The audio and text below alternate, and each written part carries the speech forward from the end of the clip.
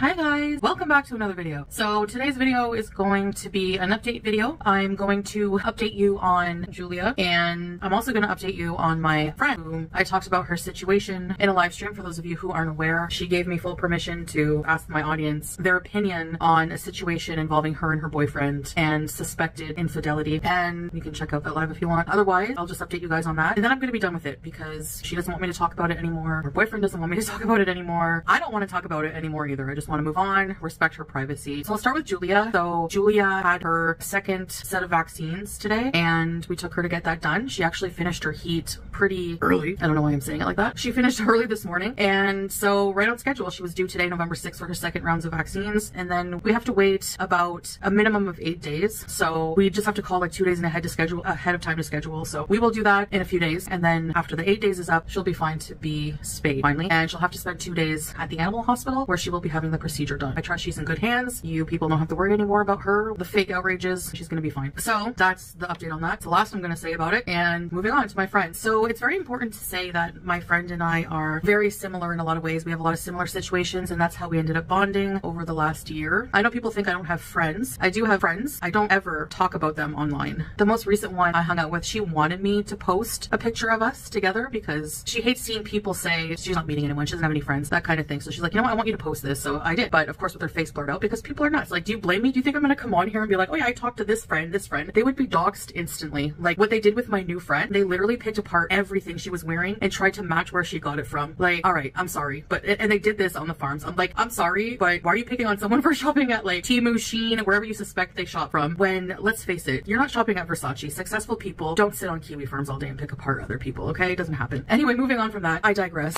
So this person I was talking to, she ended up, the dust settled, they made up, and basically they talked and she got more information out of him, of course. So here's the thing, your mentality whenever you've had an incident of infidelity in your relationship, her boyfriend never cheated in person, but he was talking to someone online. Anyway, so when that happens to you in a relationship, any situation that you encounter involving any female, the immediate response is to be defensive and to be suspicious and to think the worst. So she told me that her boyfriend found out about her coming online and confiding in strangers on the internet. I told her, we appreciate the beezers, we appreciate the audience for giving their side. Sometimes it's nice to just talk to, see if other people have gone through similar things. Lots of opinions sometimes helps to bring your personal life to the internet, especially for relationships. So I told her I wouldn't do that anymore. So after the dust settled, basically she said the boyfriend was mad. He didn't get to voice his, not opinion, but his side. So I'm going to do that a bit here for him and for her, at her request also. Basically, he was very taken aback by her outrage. They were talking 1 minute about plans, they were joking, laughing, and the next minute she was like angry, like almost like throwing things and just screaming and not giving him a chance. He became immediately defensive because she's a very, very suspicious and paranoid person, and he feels suffocated by that sometimes because the trust it's being rebuilt, let's just say. And I get that too. I get that feeling where you're like always wondering and always tracking, and so his response was immediately defensive. Like, I'm not showing you anything, like you don't deserve to see it, the way you're screaming at me, and I don't want to feel like I'm in jail and blah blah. That was the initial. Another thing is also he was worried to show her the conversation because he didn't think that she would understand the situation because she has overreacted before, and that I said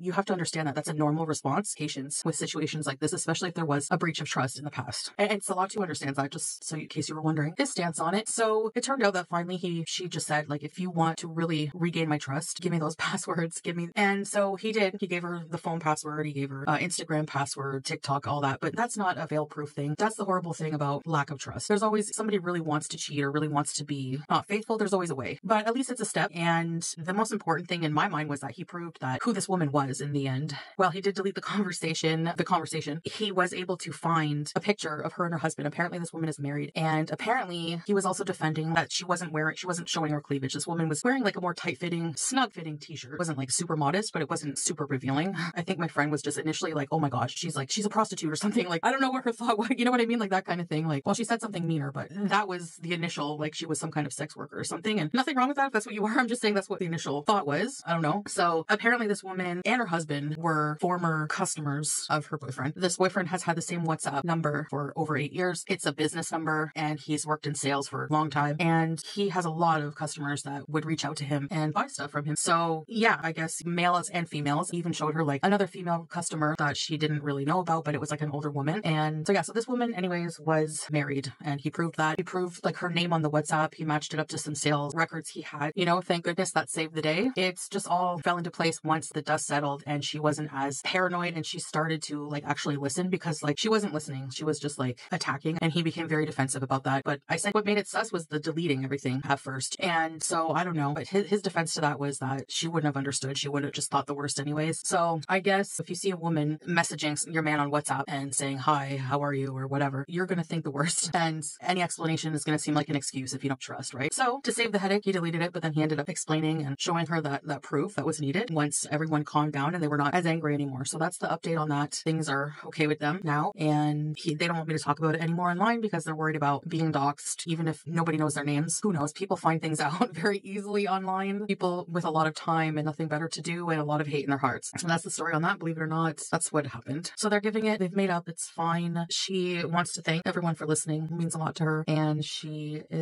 said her boyfriend assured her he would never hurt her other than the one incident. He's never cheated in person. It's just like a quick like online thing. It wasn't emotional, but yeah, it still was an infidelity. Like, I'm not excusing it. Still was hurtful. And yeah, it was somebody she knew too. And you just be careful. Like, ladies, you never know like who you can trust in life. I'm telling you. Some people are snakes. So, but that's okay. You can always take out the trash. I have like so much lint all over me. I hate wearing this kind of black. This is the Canada shirt. It's like actually kind of cold in here right now. So anyway, that's the story with that. There's nothing really more left to say. Letting her work that out with her boyfriend or whatever. And I guess it makes sense, that there would be a variety of people messaging on a business number. But I think maybe, he should have been forthcoming with her that he has female clients, customers, and he withheld that from her because he knew it was nothing, but at the same time, for her, it would be everything. So he didn't want to tell her about something so innocent. He says not because it's something bad, but it's because she's going to blow it out of proportion and think it's bad. So whatever. So I guess that's it. Yeah, that's the update. And I thank you guys for listening. And again, that's the end of the chapter for that. Unless I have another friend who wants to, I don't have a lot of friends like that. Especially not that I hang out with. I have some good friends that I talk to, and I guess I could hang out with them at some point if I wanted to. But I mean, I find like a lot of people just really like to just talk online with each other or like over WhatsApp or whatever. Yeah, I guess that's it. So thanks for listening, guys, and I'll see you in the future.